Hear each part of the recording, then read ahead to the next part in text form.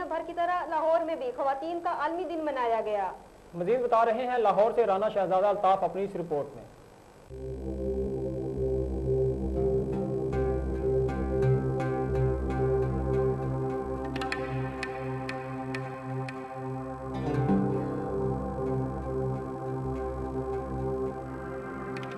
पाकिस्तान समेत दुनिया भर में आज दही ख़वातीन का आलमी दिन मनाया गया।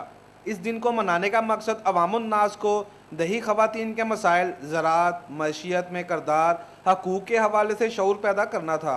पहली मरतबा ये दिन 15 अक्टूबर 2008 को मनाया गया।